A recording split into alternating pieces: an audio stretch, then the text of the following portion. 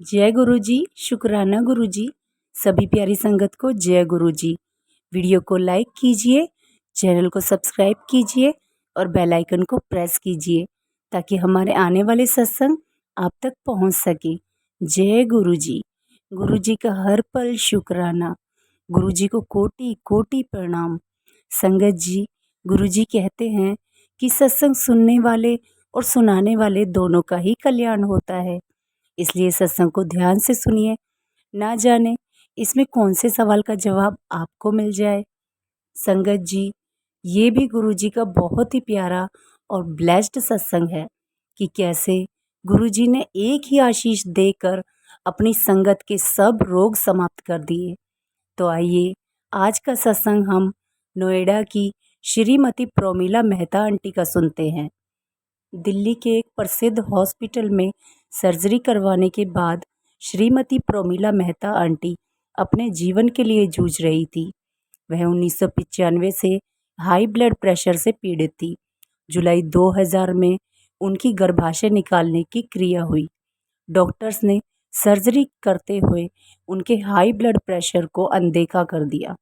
Surgery के पश्चात उनका ब्लड प्रेशर बढ़कर 180/120 हो गया और 2 सप्ताह तक उसी स्तर पर रहा, जिसके कारण उनके गुर्दे खराब हो गए और उसका कोई उपचार नहीं था। उनका क्रेटेनाइन का परिणाम 1.8 पहुंच गया, जो सामान्य मनुष्य के लिए अति उच्च स्तर माना जाता है। प्रोमिला मेहता आंटी ने स्वस्थ होने के लिए सर्जरी कराई थी, किंतु उसके बाद उनकी जान को बनाई। शरीर के दूषित रक्त को स्वच्छ करने वाले दोनों गुर्दों ने कार्य करना बंद कर दिया। प्रोमिला आंटी कई डॉक्टर्स के पास घूमी। उनका उपचार बेंगलोर, दिल्ली के एम्स और नोएडा के कैलाश हॉस्पिटल में हुआ, किंतु कहीं भी उन्हें कोई लाभ नहीं हुआ। उन्होंने आयुर्वेदिक, होम्योपैथिक और एक्यूपंक्चर जैसी पद्धतियों से भी उपचार करवाए, परंतु वे भी असफल रहे। डॉक्टर्स ने कहा कि गुर्दों का ट्रांसप्लांटेशन ही अंतिम समाधान है। समस्या गंभीर होने के 5 वर्ष उपरांत उनकी एक सहकर्मी ने गुरुजी के बारे में बताया। उन्हें अप्रैल 2004 में बताया गया था, किंतु उनको गुरुजी के दर्शन का अवसर 21 जुलाई 2004 को ही मिला। गुरुजी ने उनके आने के लिए शायद वही दिन निश्चित किया होगा। उस दिन गुरु पूर्णिमा थी। गुरुजी ने उन्हें एक ताम्र लोटा लाने को कहा, जिसे उन्होंने अभिमंत्रित किया।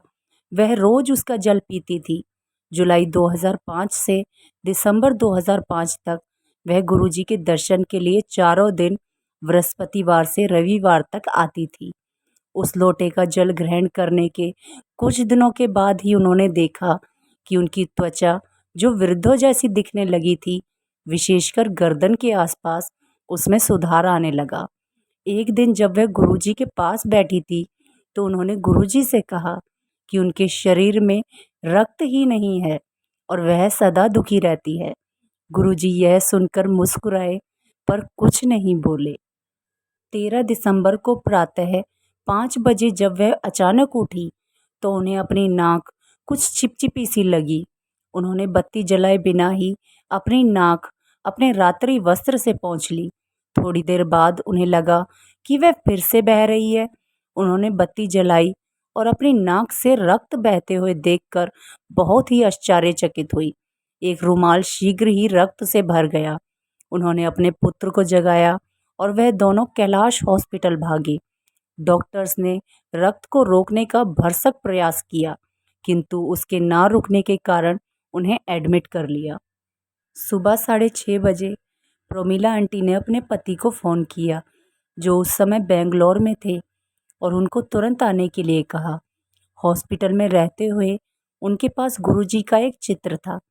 पता लगा कि रक्त बहने के कारण गुर्दों का सही रूप से कार्य ना कर पाना था। समस्या के उपचार के लिए उनका 4 दिन में 3 बार डायलिसिस किया गया। साथ ही 3 रक्त की बोतलें और 2 प्लाज्मा की बोतलें भी चढ़ाई गई। उनकी त्वचा का रंग पीले से लाल हो गया, जिसके लिए उन्होंने कुछ दिन पहले ही गुरुजी से विनती करी थी। यदि आप गुरुजी से कुछ भी मांगेंगे और वह आपके भले के लिए होगा तो वह आपको ज़रूर मिलेगा। 1 सप्ताह के बाद वह हॉस्पिटल से बाहर निकलकर गुरुजी के पास आईं। गुरुजी ने उनको बताया कि उनके दोनों गुर्दे सही हैं और उन्हें नवजीवन मिला है। वह गुरुजी के दर्शन के लिए आती रहीं और उनके आशीष का अभिन्न अंग लंगर भी करती रहीं। गुरुजी के लंगर में स्वादिष्ट सब्जियां, चटनी, अचार, मिठाइयाँ इत्यादि होते हैं जिनको डॉक्टर्स मना करते हैं, पर श्रीमती प्रोमिला आंटी उस भोजन को शीघ्रता से पचा पाती थी और उनका पूरा सप्ताह सुखपूर्वक व्यतीत होता था। फरवरी 2006 में वह फिर से बीमार हो गई और उन्हें कैलाश हॉस्पिटल में 3 बार डायलिसिस कराने पड़े। उन्हें अखिल भारतीय आयुर्विज्ञान संस्थान में वृक्क रोग विशेषज्ञ से मिलने का समय मिल गया तो उन्होंने पराधवनिक चित्रण करवाने का परामर्श दिया। उनके अनुसार यदि उनके गुर्दों का आकार अगस्त 2003 के समान हुआ तो दवाइयों का सेवन करती रहेंगी, अन्यथा उसके घटे होने पर ट्रांसप्लांटेशन करवाना आवश्यक होगा। श्रीमती मेहता आंटी ने एक स्थानीय प्रयोगशाला से परीक्षण करवाया तो गुर्दों का आकार कम निकला। उन्होंने गुरुजी के पास आकर उनके आशीष की कामना करी, यह जानते हुए भी कि डॉक्टर्स ने उन्हें अब ट्रांसप्लांटेशन ही अंतिम उपचार सुझाया है। गुरुजी ने उन्हें पुनः आशीर्वाद दिया। अगले सोमवार को प्रोमिला आंटी ने उसी प्रयोगशाला में अपना परीक्षण करवाया जिसने अगस्त 2003 में किया था। चमत्कार से वह उसी आकार में पाया गया जो 2003 में था, अतः ट्रांसप्लांटेशन का तो प्रश्न ही नहीं था। हॉस्पिटल में रहते हुए उन्होंने गुरुजी के चित्र अन्य रोगियों को भी दिए और वह शीघ्र ही स्वस्थ होकर बाहर आ गए। प्रोमिला आंटी के स्वस्थ होने पर गुरुजी ने उन्हें सप्ताह में 1 बार दर्शन के लिए आने को कहा। गुरुजी के पास हर एक दर्शन अति निराला अनुभव होता है, किंतु गुरुजी नए भक्तों को भी समय देना चाहते हैं। सप्ताह में 1 दर्शन भी उनको प्रफुल्लित कर देता है। उस 1 दर्शन और लंगर से भी उनमें पूरे सप्ताह के लिए नवीन ऊर्जा आ जाती है। जय गुरुजी, शुक्राना गुरुजी। और इसी के साथ सत्संग को समाप्त करते हैं संगत जी, और प्रार्थना करते हैं कि ऐसे ही गुरुजी सभी संगत पर अपनी कृपा बनाए रखें। जय गुरुजी, शुक्राना गुरुजी। गुरुजी का हर पल शुक्राना, शुक्राना मेरे मालिक।